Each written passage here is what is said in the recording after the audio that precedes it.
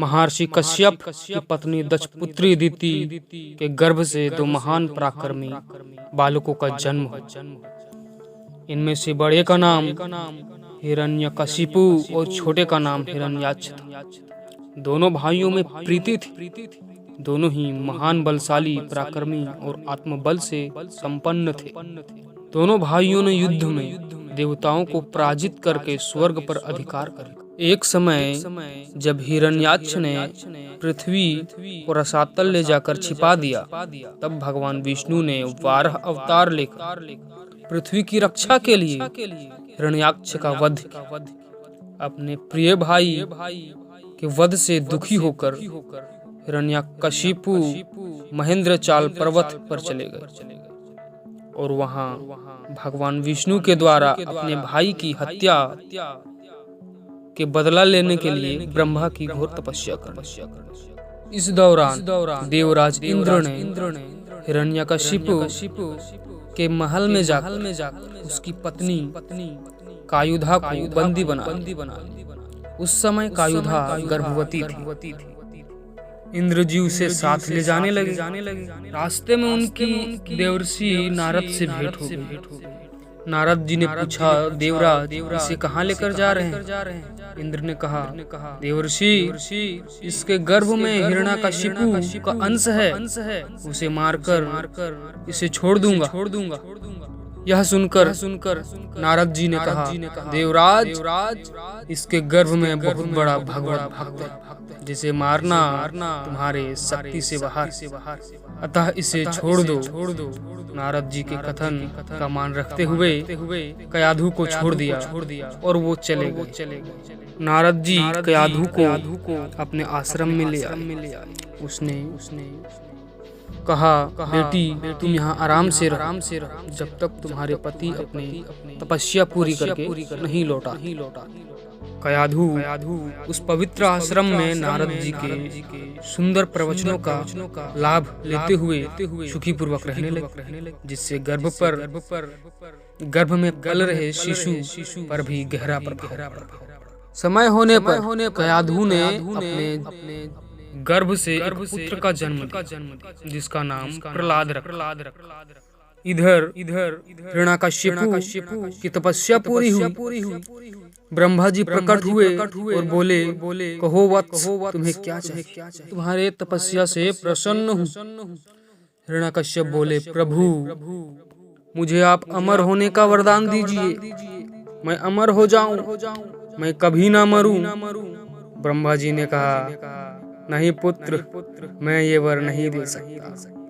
यह प्रकृति के खिलाफ है, क्योंकि पृथ्वी पर जन्मे हर एक प्राणी को मरना पड़ता है, इसलिए तुम कुछ और वर मांगो। फिर हिरण्यकश्यप ने कुछ देर सोचा और कहा कि प्रभु मुझे ये वरदान दो कि मैं न दिन में मरूं, न रात में, न घर के अंदर न घर के बाहर, न भगवान के हाथों से मरूं, न मनुष्य के और न ही जानवर, न आकाश में मरूं, न पाताल में, न अस्त्र से और न ही शस्त्र से। ब्रह्मा जी ने कहा, तथास्तु, जैसा तुमने कहा वैसा ही होगा। क्या था? उसके बाद वो अपनी राजधानी लौटे।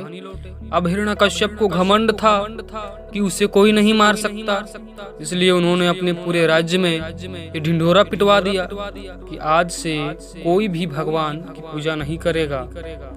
मैं ही इस पृथ्वी का भगवान हूँ, सब मुझे ही पूजे।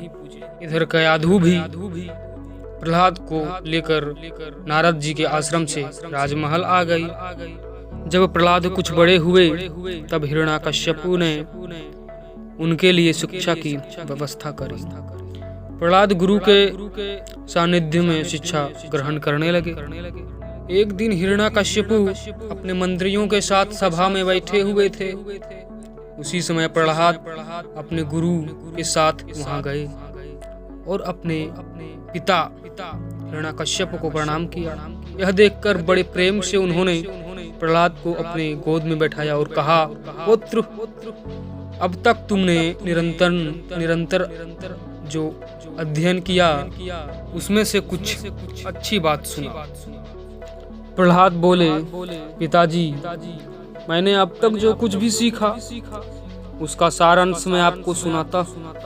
आदि, मध्य और अंत रहित, अजन्मा, वृद्धि, क्षय से शून्य और अच्युत है। समस्त कारणों के कारण तथा जगत की स्थिति और अंतकर्ता उन श्री हरि को मैं प्रणाम करता हूँ।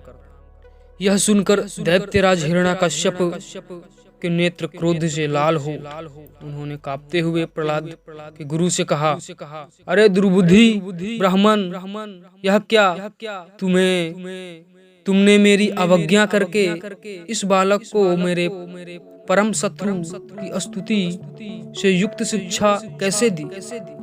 गुरु ने कहा, दैत्यराज, आपको क्रोध के वशीभूत नहीं होने चाहिए।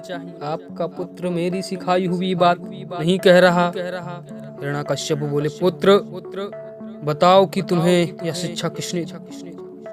प्रहलाद बोले, पिताजी, हृदय में स्थित भगवान विष्णु ही तो संपूर्ण जगत के उपदेशक हैं। उनको छोड़कर कौन किसी को कुछ सिखा सकता है? हिरण्याकश्यप और आग बबूला होकर बोला, अरे मूर्ख, जिस विष्णु का तू स्तुति कर रहा है वह मेरे सामने कौन है?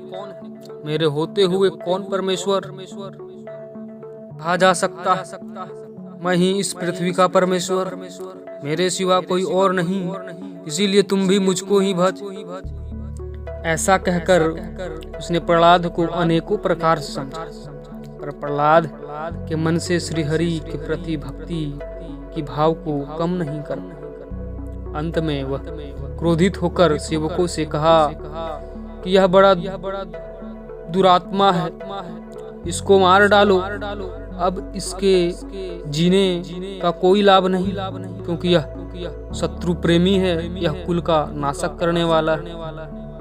सैनिकों ने हिरण्याकश्यप के आदेश से अनेक प्रकार के शस्त्र अस्त्र से आघात किया, पर प्रहलाद को कुछ नहीं हुआ।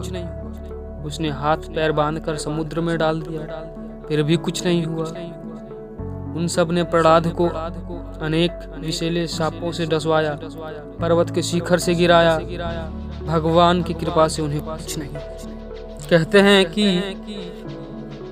उनकी माता हिरण्याकश्यप के आदेश से सर्प का विष लेकर अपने ही पुत्र को पिलाने गई, और जब प्रहलाद ने उस विष का पान कर रहे थे तो उनकी माता यह देखकर मूर्छित हो गई, और फिर भी श्री हरि की कृपा से वह बच गए।